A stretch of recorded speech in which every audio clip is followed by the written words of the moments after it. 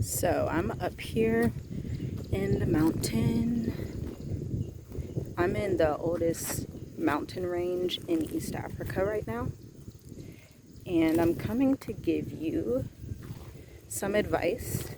Y'all, I might trip and fall trying to talk to y'all up here.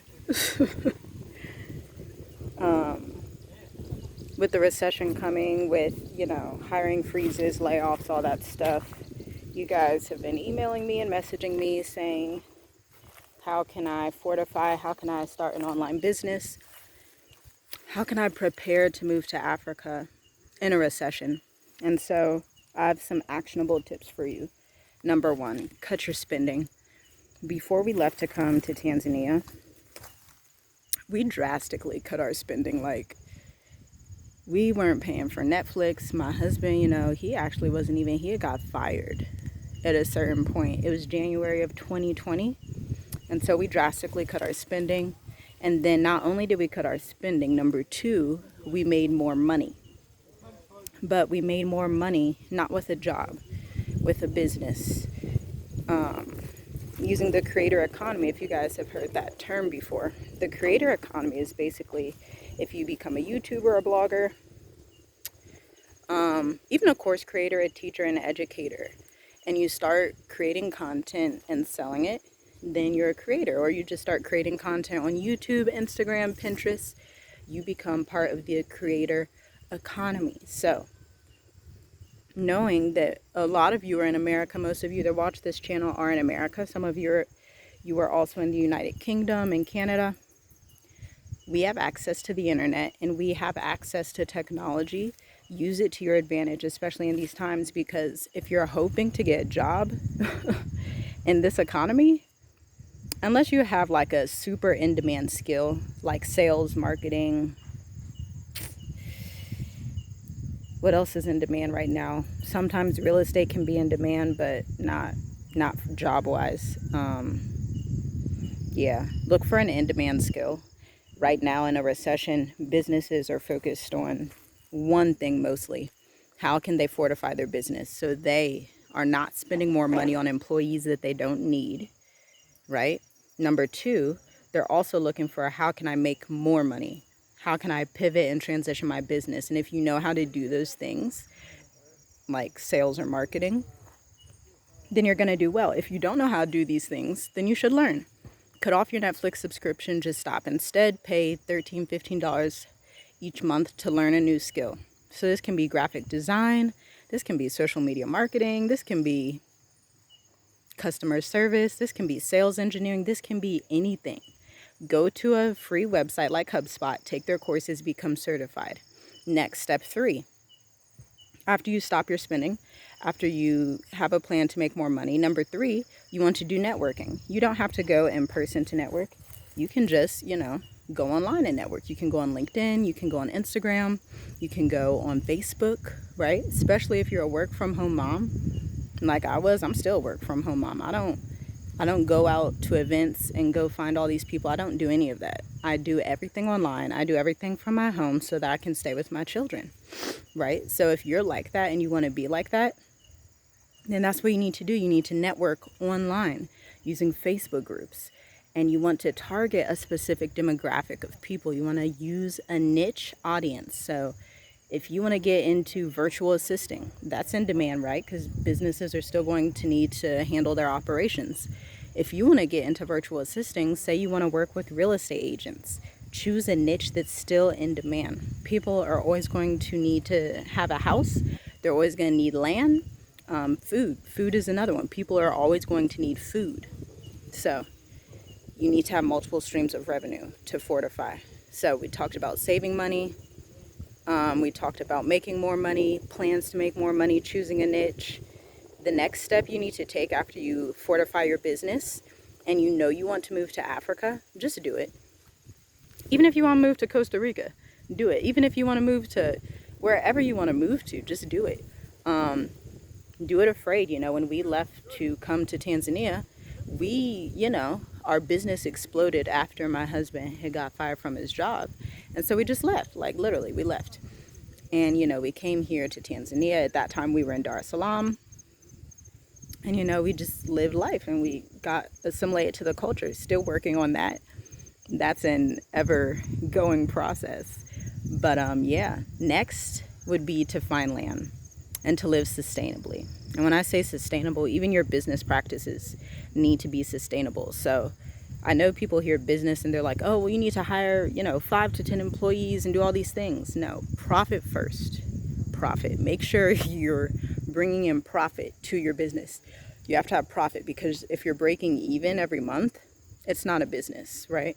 If you're breaking even every month and you're barely getting by, that's not a business.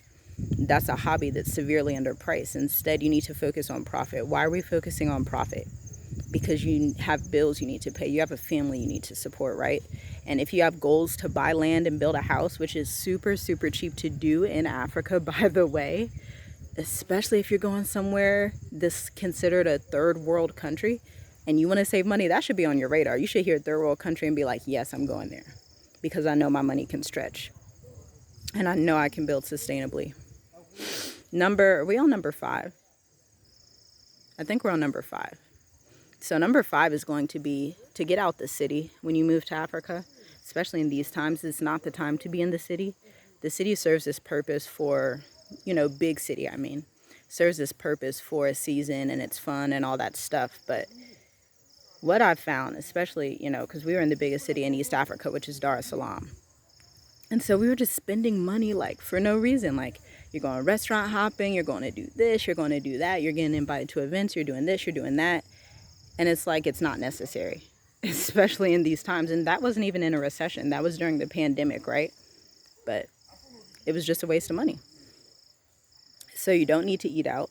You probably need to fast more often. Definitely don't need to eat out. That money that you spend eating out can be spent on land, building, right? If you build a house on some land, if you get some land and you build something that people need, then you're fortifying yourself during this recession, because those are the people that are going to come out of the recession. There's a scripture in the Bible that says people won't have want in times of famine. His people won't have want in times of famine. And then there's another scripture in Proverbs 31 talking about a righteous woman, how she will laugh without fear of the future, and how she considers a plot and buys it, and how at night she's sewing garments for her household, and she's basically a businesswoman. Like, that woman, she was a serial entrepreneur, and her family had no need of want because she was a serial entrepreneur. She was, looking at investments, making wise decisions.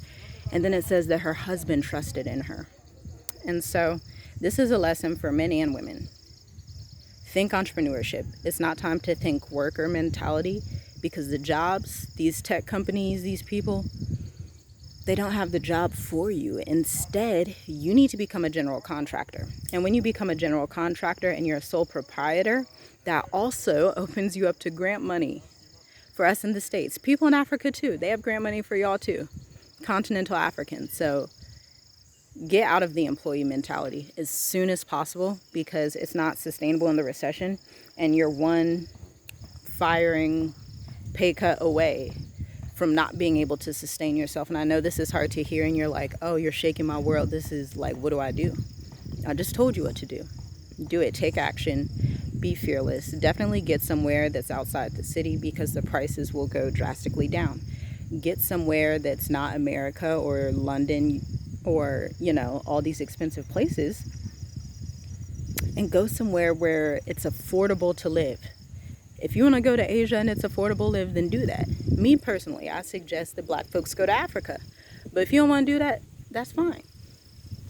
But we have to think in different ways during these times. You have to fortify. You have to really think sustainable business, sustainable living, and think serial entrepreneurship. What can I get into? What can I do? And you have to be diligent. Entrepreneurship is work. I'm not going to lie to y'all. It's not like we just wake up and we're like chilling all day. Like, that's not it. It never has been it. When we were getting ready to come here, paying for our entire family's plane tickets, and here in Africa you pay rent 3 to 6 months in advance, all of that stuff, that takes work. Like, it's not a vacation, it's work. Last tip, stay to yourself. Definitely stay to yourself, because people won't understand your vision, and it's not for them to understand your vision. because the Most High gave it to you. It's your vision. He trusted you with it. He didn't trust the other folks with it. He trusted you with it. And so, if you have a family and you're like, man, how can we fortify? Take this advice. We have an entire series called the Business Series on here. If you're coming to this and you're new here, or if you're a returning subscriber and you have not watched the Business Series and you're like, how can I make money online? Get the information. And it's a red flag to me when people say, how can I make money online? When there's unlimited free resources out there. Not only our channel, but there's a ton of other channels. There's all the information you need is there. But you have to be diligent and work and not be lazy and wait for somebody to just drop a miracle in your hands. So that's what I got. I will talk to y'all next time. Shalom, shalom.